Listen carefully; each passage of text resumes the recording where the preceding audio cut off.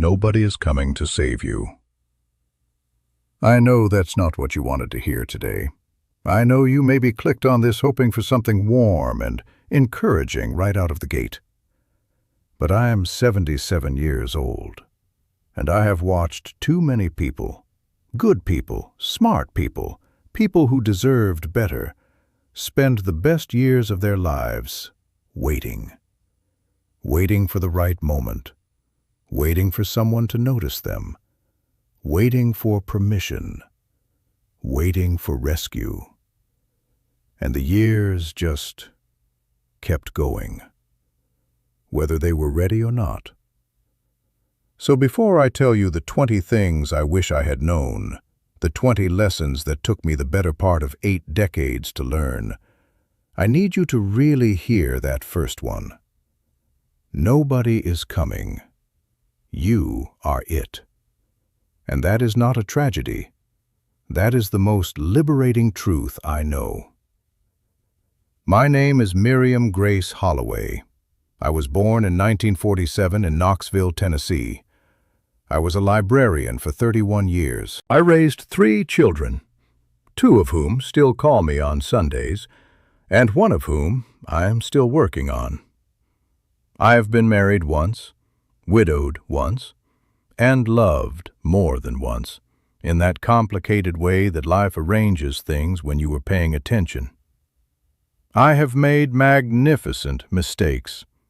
I have said things I cannot take back and left unsaid things I can never recover. And somewhere in the space between all of that, I learned 20 things. I'm going to give them to you, all of them. Right now. No dressing them up. Lesson 1, and I already gave you this one. Nobody is coming to save you. Your life is yours to build. Waiting is just a slower way of giving up. Lesson 2.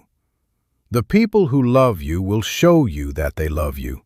Repeatedly, consistently, without you having to ask.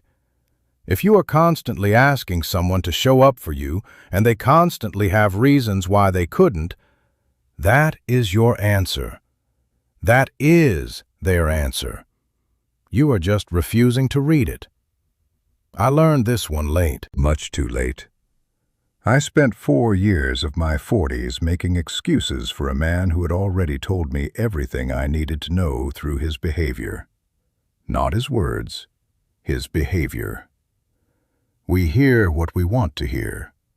We see what love actually is, much slower. Lesson 3. Your body is not your enemy. I spent the first 40 years of my life at war with mine. Too wide here, too soft there, never quite right. And then I got sick. Nothing permanent, a scare more than a sentence.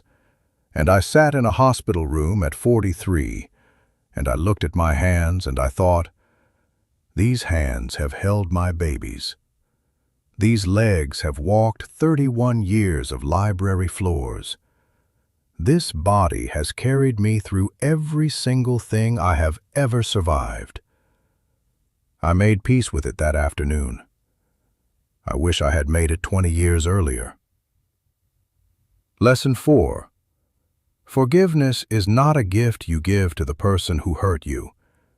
It is a cell door you open for yourself. They may never deserve it. That is not the point. The point is that unforgiveness is weight, and you are the one carrying it, not them. My mother and I did not speak for 11 years. 11 years. Over something I cannot even reconstruct clearly anymore. It was about a choice I made, a man she disapproved of, words said at a kitchen table in 1974 that neither of us ever took back. 11 years. She died in 1985.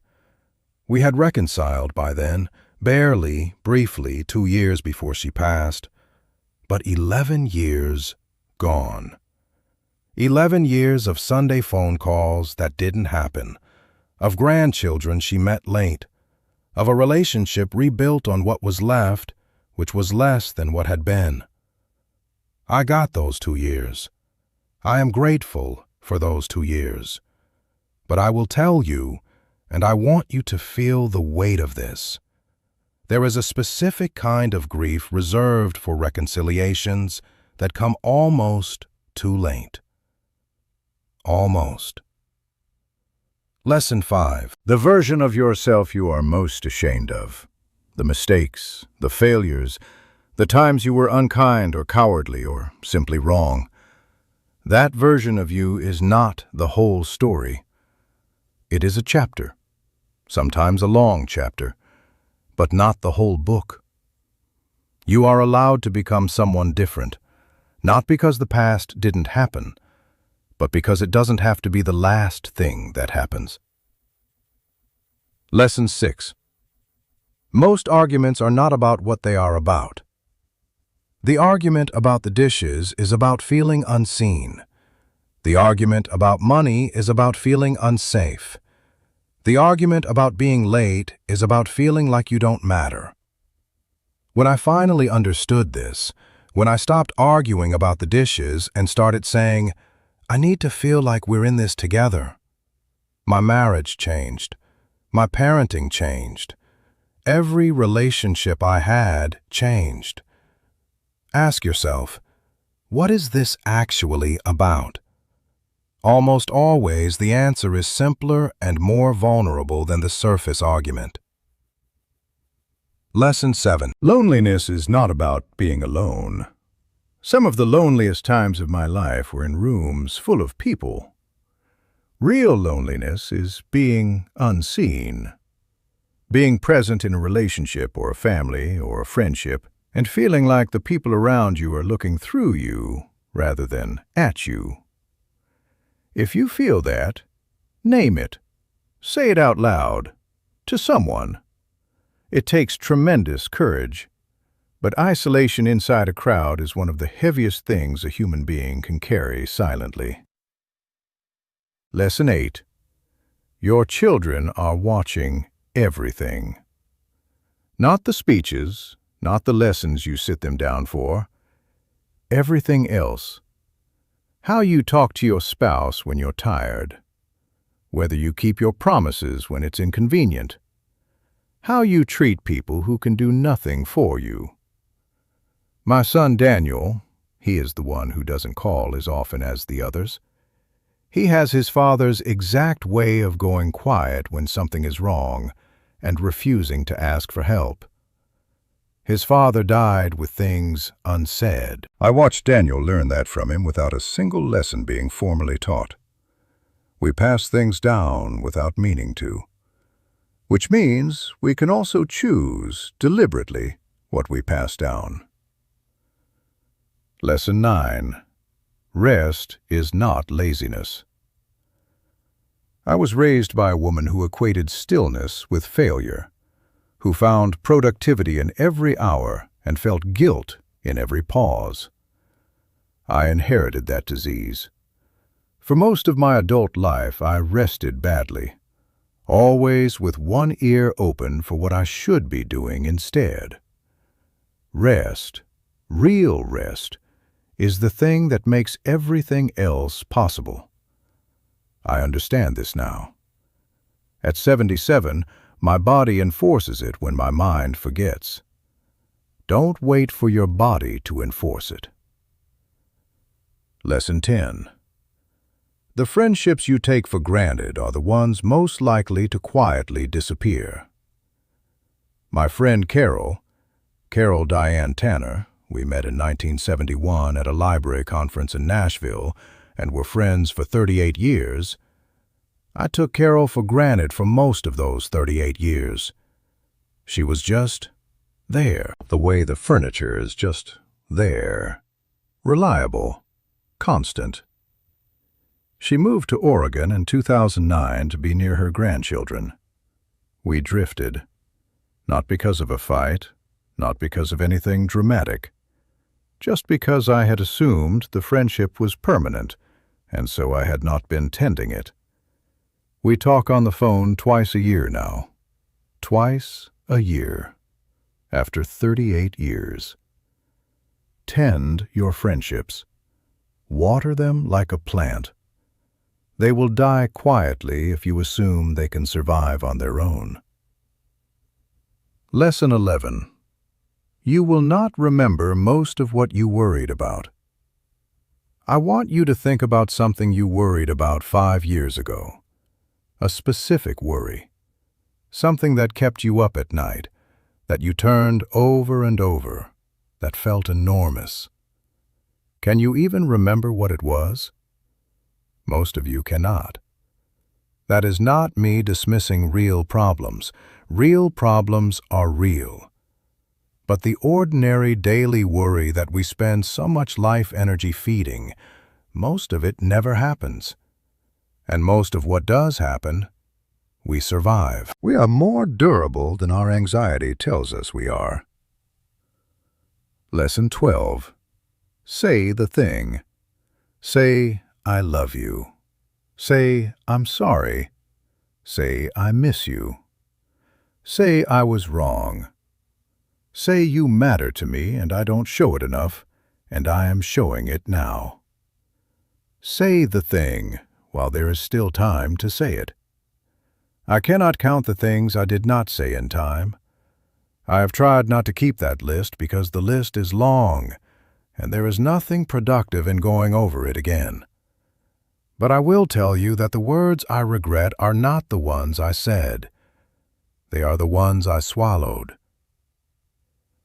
Lesson 13.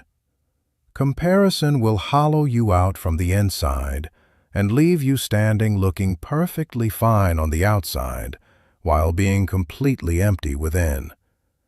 Someone will always have more. Someone will always have done it younger, faster, better, easier.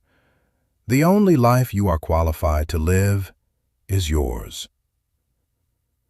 Lesson 14. The body keeps a record of everything you refuse to process emotionally. I did not cry at my husband's funeral. I thought I was being strong.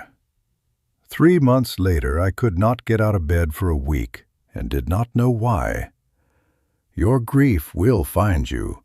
Your fear will find you. Your anger will find you. The only question is whether you meet it on your own terms or whether it ambushes you. Feel what you feel, while you feel it, as much as you can bear. Lesson 15.